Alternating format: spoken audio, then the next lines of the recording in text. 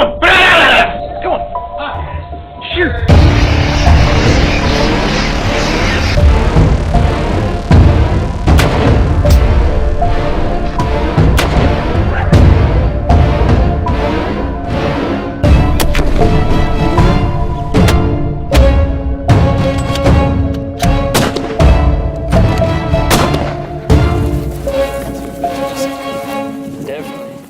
Hey everyone! In Africa, baboons have become a serious problem by stealing food and disturbing the daily lives of local communities. While farmers and local authorities try using traps to control them, what happens when a whole group of 50 baboons attacks? The damage continues until the authorities step up with stronger measures to manage this invasive species. Are you curious to know more about this troublesome monkey species? If you are, drop a 1 in the comments.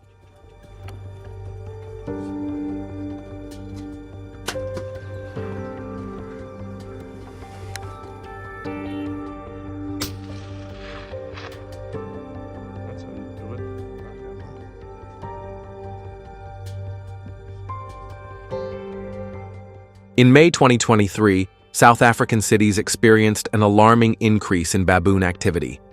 Groups of over 300 baboons were seen climbing buildings, crawling through windows, and raiding kitchens for scraps of food.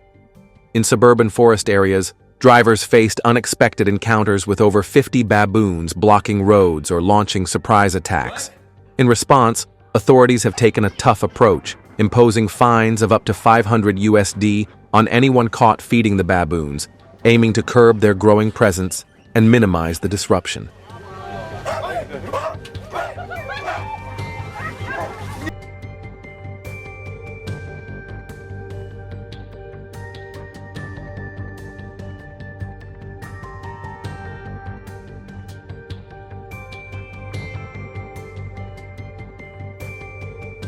When olive baboons lose their fear of humans, it creates a serious problem. These baboons, found across East and Southern Africa, have a complex social structure and communicate using a variety of vocalizations. With powerful hands and sharp teeth, they are expert foragers, capable of eating almost anything they can get their hands on. But how do you stop such a rapidly adapting invasive species? In 2023, South Africa faced a crisis with over 2,500 baboons causing chaos in suburban areas.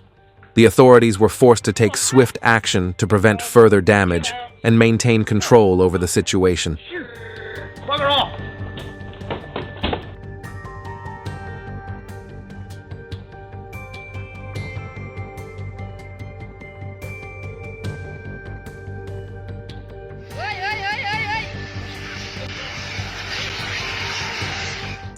The solution to controlling the baboon population involves using steel cage traps made from reinforced mesh, each measuring 6 feet long, 4 feet wide, and 5 feet high, with a pressure-activated door.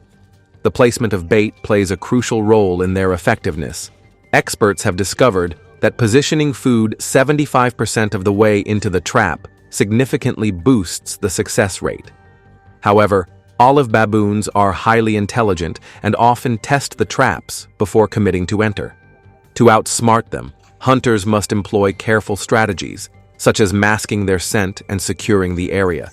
These traps allow for safe capture from over 30 yards away, minimizing the risk of direct conflict with the baboons.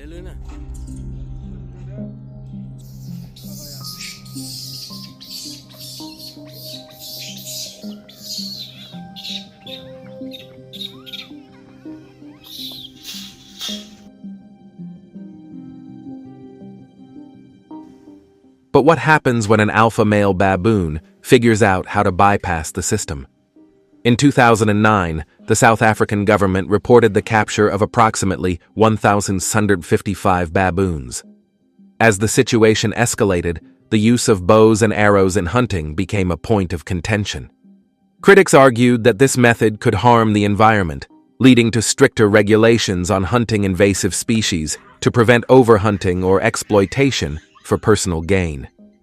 To ensure humane practices, hunters must maintain a minimum distance of 30 yards from the baboons to reduce stress.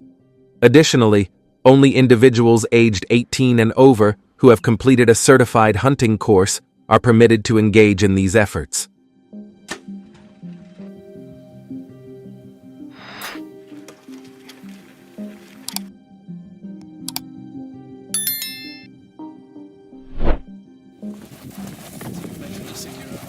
Definitely. Every hunter knows that without the right bait, there's no hunt.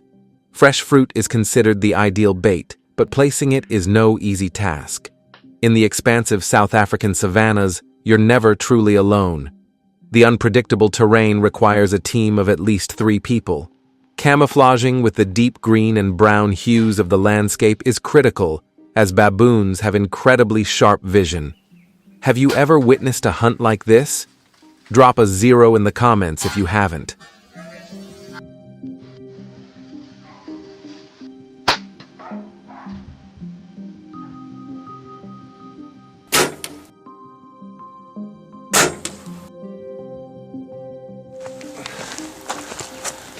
Oh, good job. A well-camouflaged hide with a tent can be the key to success in baboon hunting. However, this activity is strictly regulated to ensure ethical practices. South African law prohibits targeting infant baboons or pregnant females, allowing for population control while preventing unnecessary harm to the species. Only the Mk3 recurve bow is authorized under hunting licenses, ensuring a humane approach to hunting and minimizing suffering. Hunters are also required to collect every arrow shot and all discarded materials to maintain the integrity of the ecosystem, ensuring it remains undisturbed.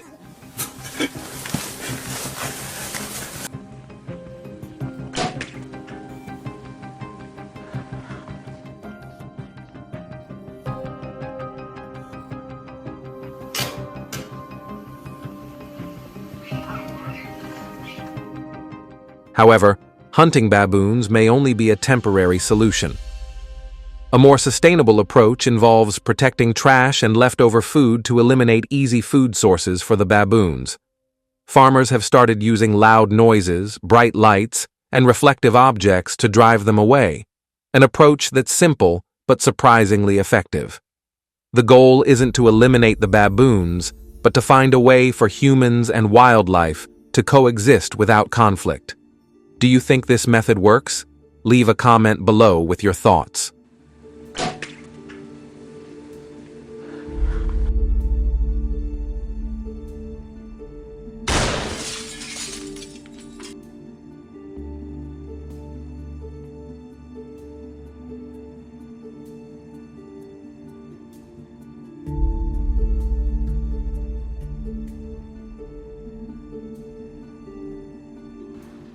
Preventing olive baboons requires smart, thoughtful solutions, not just extreme measures. What do you think is the most effective way to control an invasive species? Have you seen similar issues in your area? Leave a comment below. We'd love to hear your thoughts. Stay tuned, because what's coming next might be even more shocking. If you enjoyed the video, don't forget to like and subscribe to support our channel.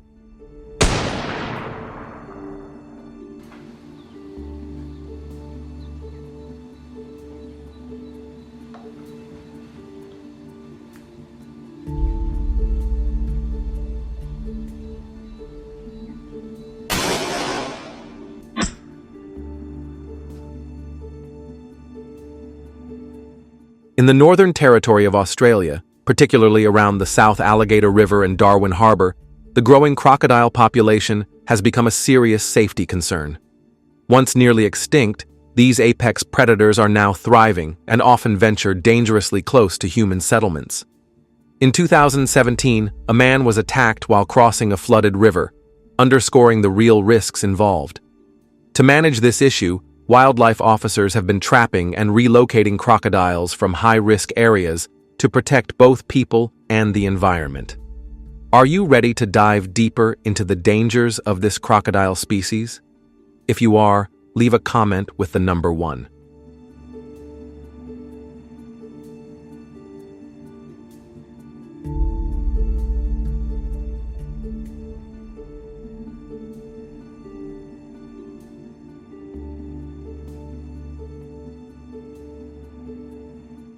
With around 100 million crocodiles in the region, the risk of this invasive species spreading further is significant.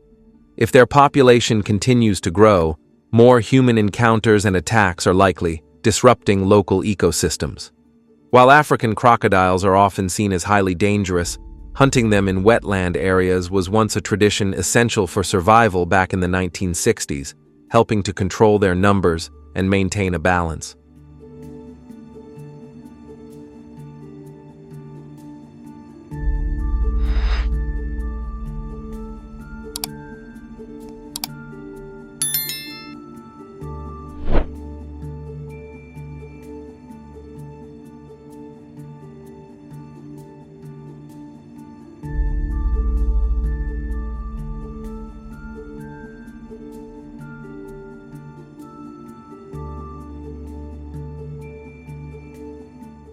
With around 100 million crocodiles in the region, the risk of this invasive species spreading further is significant. If their population continues to grow, more human encounters and attacks are likely, disrupting local ecosystems. While African crocodiles are often seen as highly dangerous, hunting them in wetland areas was once a tradition essential for survival back in the 1960s, helping to control their numbers and maintain a balance.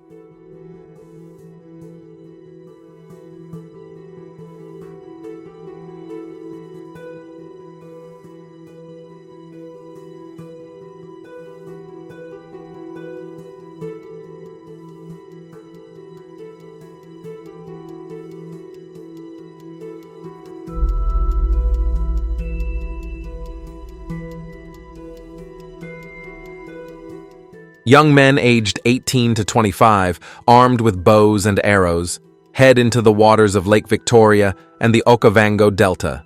These regions, home to massive Nile crocodiles weighing over 1,000 pounds, become the battlegrounds for these hunts. Teams of 3 or more collaborate, using traditional skills and teamwork to handle the invasive species. Each hunt demands patience and precision, as the crocodiles often only expose their heads above the water, requiring careful tracking and timing to succeed.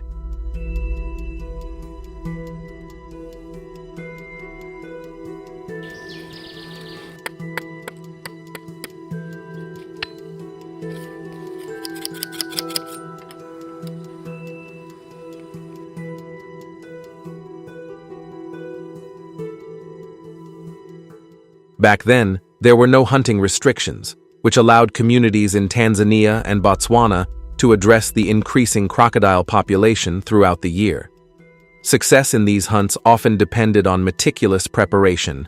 Hunters carefully selected strong ironwood branches to craft their spears, ensuring each was heated over a fire and shaped for maximum effectiveness.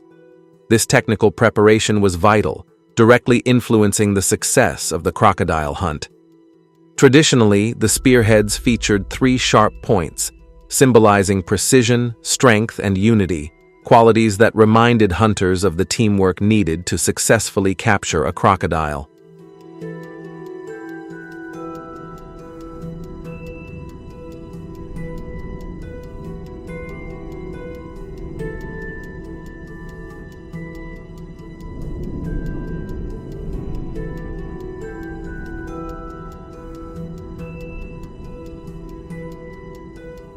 If I were a hunter, I would definitely advise against hunting alone, and recommend going with a group for both safety and success. Crocodiles, often over 16 feet long and weighing more than 1,000 pounds, are formidable predators with armored scales that act as a natural shield. The length and strength of the spear offer leverage and protection when confronting such a powerful creature. Without proper preparation, the hunt could easily go awry, putting the hunters in danger and making their efforts pointless. Do you agree with this method? If so, leave a comment with the number 2.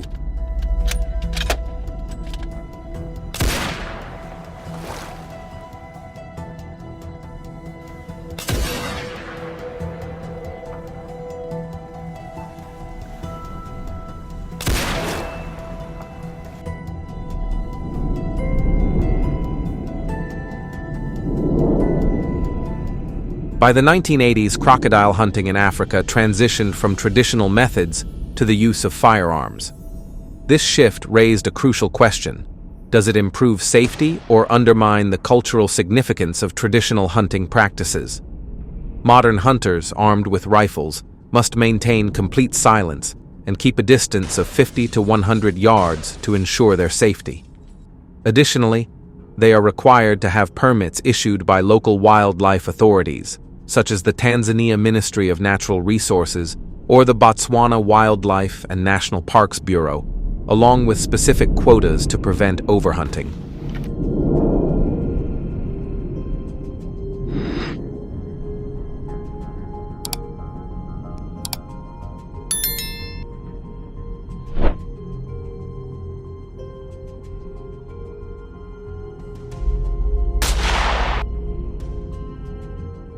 Crocodile hunting requires hunters to be well versed in the behavior of this invasive species in order to approach and handle them safely. For larger crocodiles, hunters are advised to aim for a humane kill, focusing on quick and precise shots. Firearms, such as the .375 H&H Magnum or .458 Winchester Magnum, are typically used to take down these massive reptiles.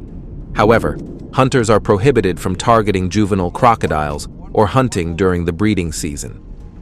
Hunting typically occurs in the morning, when crocodiles come ashore to bask in the sun or search for food.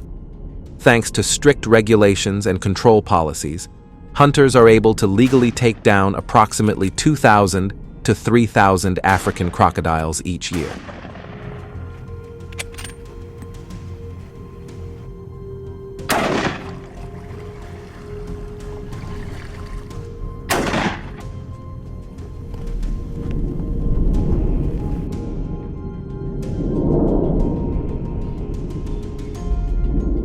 At the end of each hunting season, hunters are required to report to local authorities, and the meat is then distributed to regions facing food shortages. This practice highlights the deeper purpose of hunting. It's not just about skill and tradition, but also about supporting communities in need. The tension during the hunt is palpable, with every step taken being crucial to its success.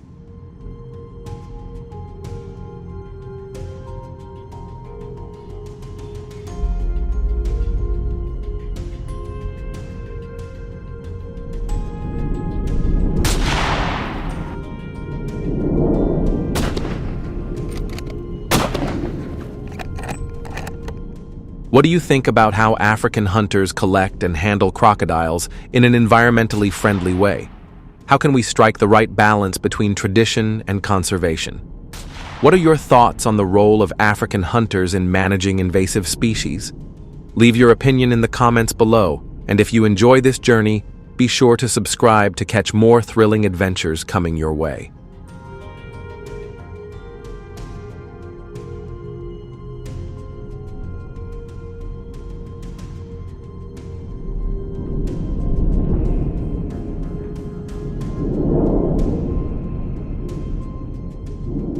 On October 10, 2024, Florida faced an unprecedented natural disaster as Hurricane Milton made history.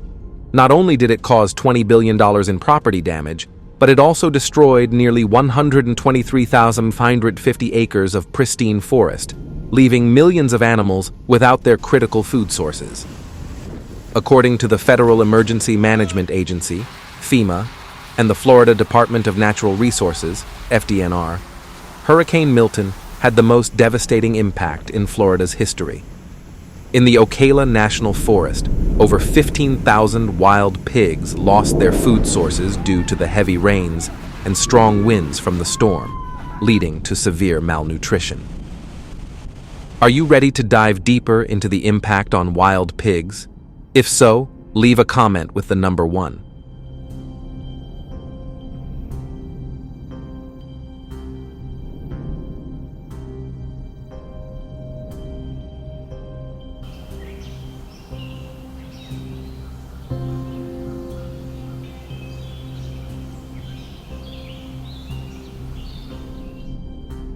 On October 11, 2024, Hurricane Milton intensified its impact as it attacked the cities of Tampa and Miami, causing widespread destruction. The storm devastated critical infrastructure, including the IDA-4 highway system. In addition to the property damage, wild pigs dug up grass on sidewalks, creating deep and dangerous holes for pedestrians. Their aggression and unpredictability posed a direct threat to the safety of millions, prompting lockdowns and emergency evacuations in affected areas.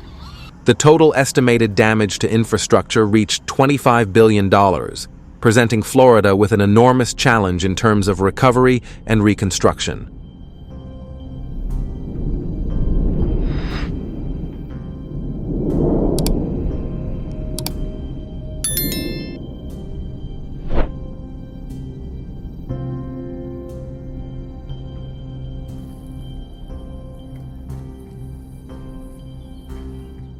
In response to the growing threats posed by wildlife, the Florida government took action to install steel cage traps to protect against the attacks from 1.5 million wild pigs. Following Hurricane Milton, the forest terrain became slippery and hazardous, which made it crucial to implement safety precautions during the installation process. As a result, 560 hunters were deployed to set up the traps in licensed hunting areas within the Ocala National Forest and the Everglades. These steel cage traps were designed with safety in mind, requiring at least 2 people to be present during installation to ensure proper handling and minimize risks.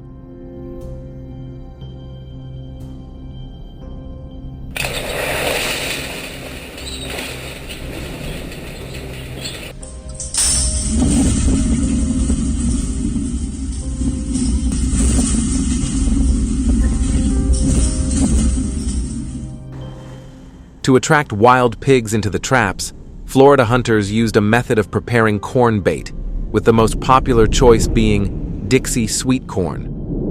Known for its ability to retain its scent even on stormy days, this bait effectively drew the wild pigs in, increasing capture rates by up to 75%. The operation primarily took place over a 3-month period from October to December 2024. The wire cage traps used in the campaign were specifically designed to safely contain the wild pigs and prevent any escapes, ensuring a controlled and efficient capture process. Yep, yep, yep, yep.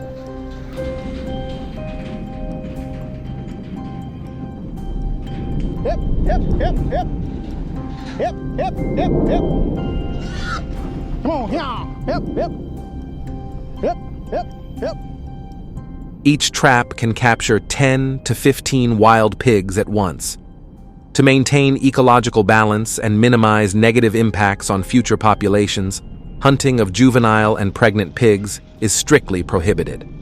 Thanks to responsible hunting management practices, Florida managed to save over $12 million in damages during this hunting season. Have you ever trapped wild pigs? If you have, leave a comment with the number 2, and if not, leave a comment with the number 5.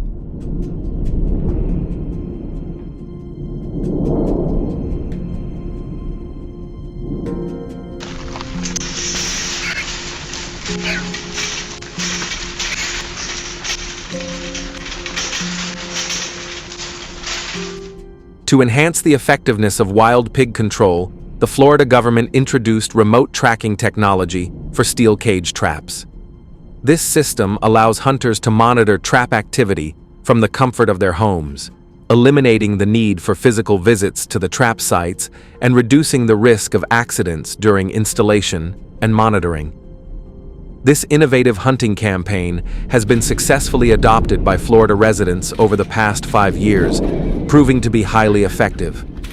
After each trapping, hunters are responsible for collecting the data and reporting the numbers to authorities, who then use the information to implement new measures for the next hunting season. Come on, hip, hip, hip, hip. Come on, hip. Hip. Need a way to hook it into your trailer. Yeah. Yep, yep, yep, yep, yep. Yep, yep, yep. Yep, yep, yep, yep, yep. Yep, yep. At the same time, the Florida government tackles the issue of black bears in areas like the Apalachicola and Ocala forests by employing bow hunting methods to swiftly take down the bears. To participate, hunters must be between the ages of 18 and 65, hold a health certification, and complete a firearms safety course. The black bear hunting campaign, which runs through the hurricane season, helps significantly reduce potential damage. Given that black bears are highly sensitive to human scent, they can easily detect hunters' presence, raising the risk of attacks. To ensure safe hunting, strict measures are in place, including the use of scent-blocking gear, avoiding strongly scented products, and hunting in small groups to minimize detection and maintain safety.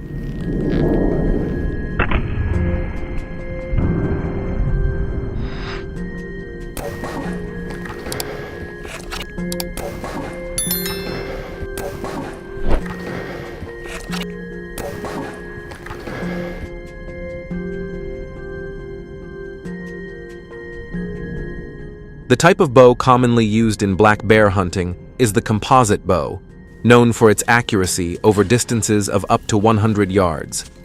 In areas with harsh terrain affected by Hurricane Milton, hunters must be fully equipped with protective gear and survival skills to navigate the challenging environmental conditions.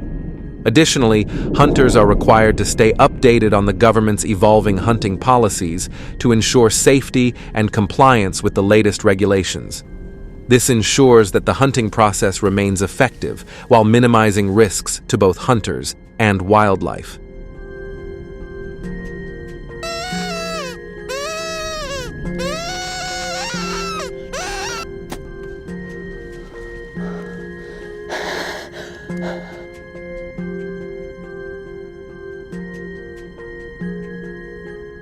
This video provides all the latest updates from Hurricane Milton.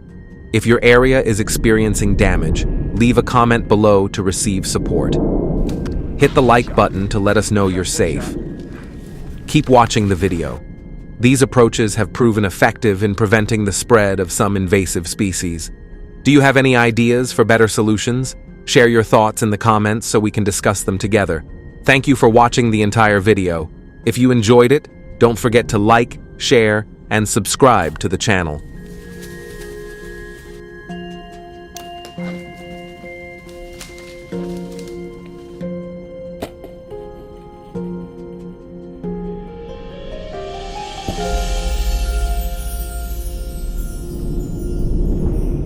The sound of gunfire echoes as a massive black bear falls deep in the forests of Montana.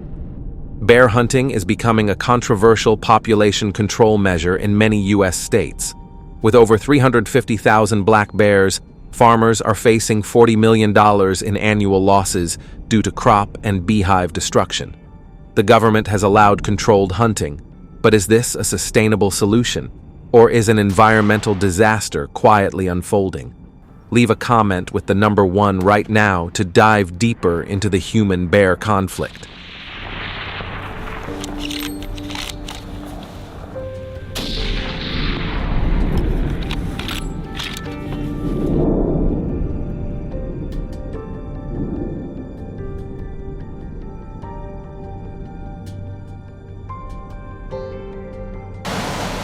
Hey, these black bears are no joke.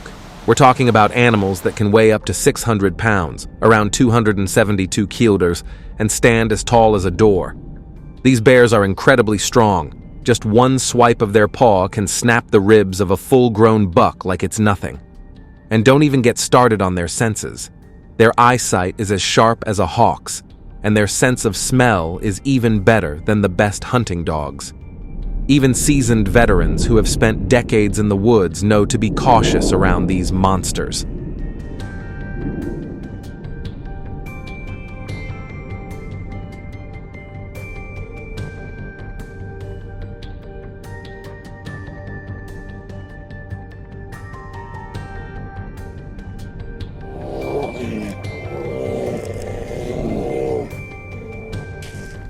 Recently, we've been seeing more and more bears, and it's causing quite a bit of trouble.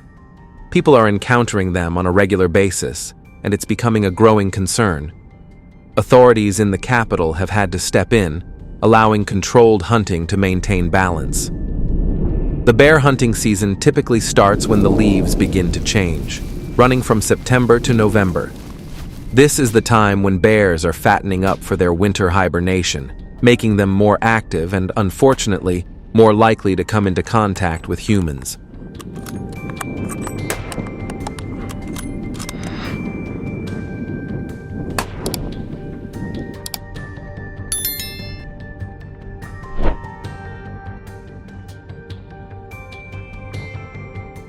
If you're planning to hunt bears, keep an eye on areas near streams or places where acorns and chestnuts have fallen to the ground.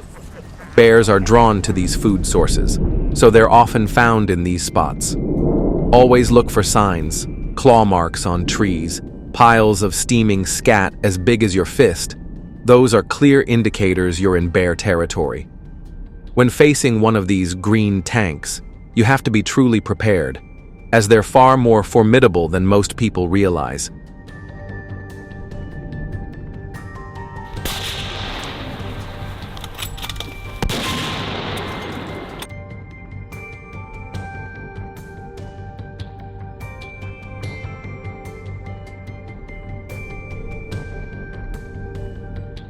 Most hunters here trust the 30 Euro 6 or 300 Win Mag rifles.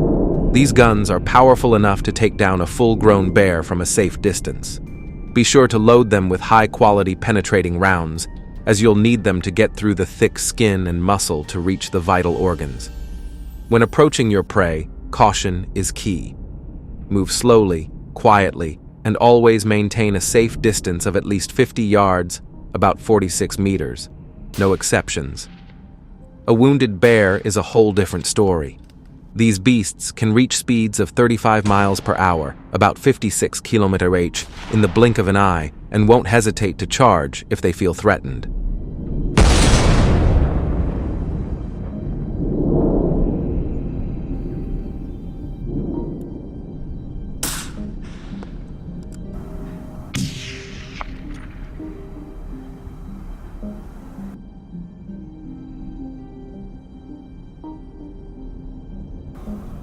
For a perfect shot, aim from about 100 to 200 yards, roughly 91-183 meters, targeting just behind the shoulder for a quick and clean kill.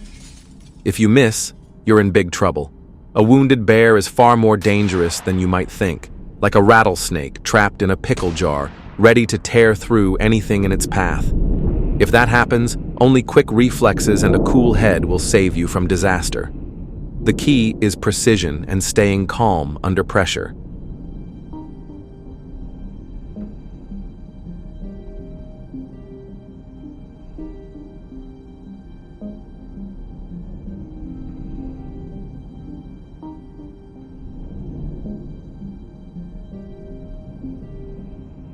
Hunting bears doesn't just require good shooting skills. You need to be as tough as steel and as fit as an athlete.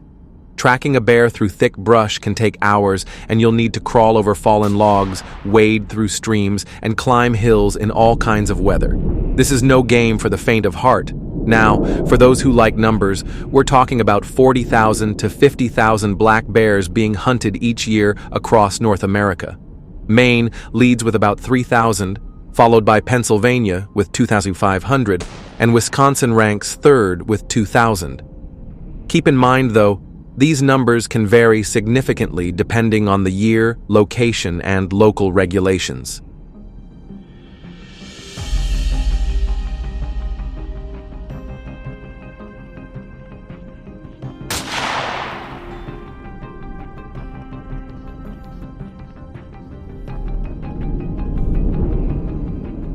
Don't forget about our dense forests. Many hunters swear by their four-legged companions, the hunting dogs. These dogs are trusted allies in this dangerous pursuit.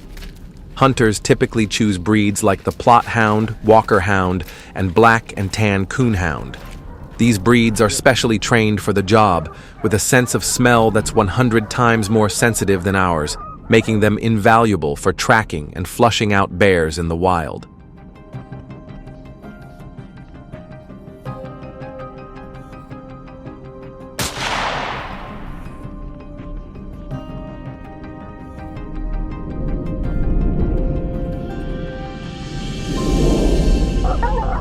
They can sniff out a bear from a mile away. Their role is to chase, track, and corner the bear up a tree, making it safer for the hunter to approach. When a bear is treed, usually in an oak or pine tree that's 40 to 60 feet, about 12-18 meters tall, you need to act quickly. Approach carefully, keeping a safe distance of about 30 yards, 27 meters, from the base of the tree, with your large caliber rifle ready. The goal is to take it down as humanely as possible, ensuring a quick and efficient hunt.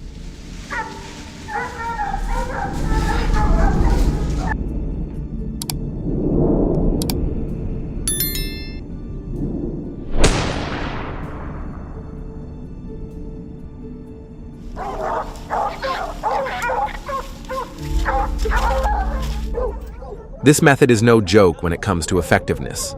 The success rate of bear hunting with dogs can reach up to 80%, compared to only 30 to 40% when hunting alone. However, some argue that this method is unfair and lacks ethics in hunting. A bear hunt with dogs typically lasts from 2 to 4 hours, depending on the terrain and the cunning of the prey. The hunting dog team usually consists of 4 to 6 dogs, each wearing a GPS collar, allowing hunters to accurately track their location deep in the woods. While this approach increases the chances of a successful hunt, it also sparks debates over the fairness and ethics of using dogs in the hunt.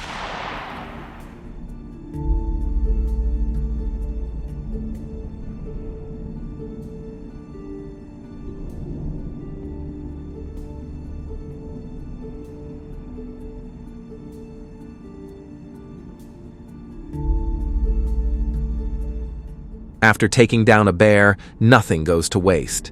The hide is often used for rugs or decorations, and bear meat is incredibly nutritious. We usually make sausages or smoked meat, which can be just as delicious as pork. And don't forget about bear fat. It's not only used in traditional medicine, but also makes for an excellent lubricant. But bear hunting isn't just about population control. For many of us, it's a way to immerse ourselves in nature and connect with the ancient traditions of our ancestors. Every hunt is an adventure, full of challenges, and believe me, it makes you truly respect the power and beauty of the wild.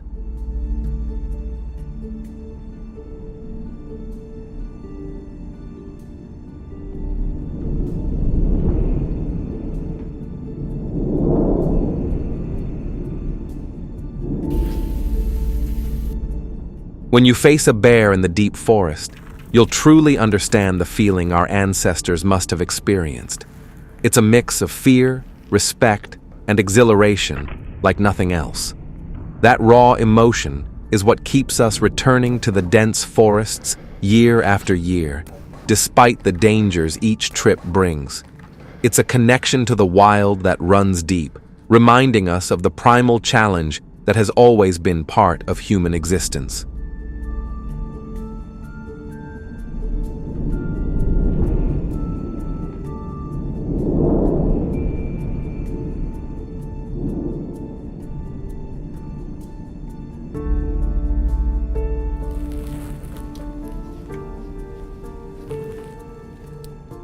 Here's the scoop on invasive species in the US. The government's stepping up, letting hunters pitch in to manage the population. What's your take on this strategy? Got any fresh ideas for tackling this problem? Drop your thoughts in the comments below and make sure to smash that subscribe button for more awesome wildlife and nature videos. Share this with your buddies so they can check it out too. Catch you later and see you in the next video.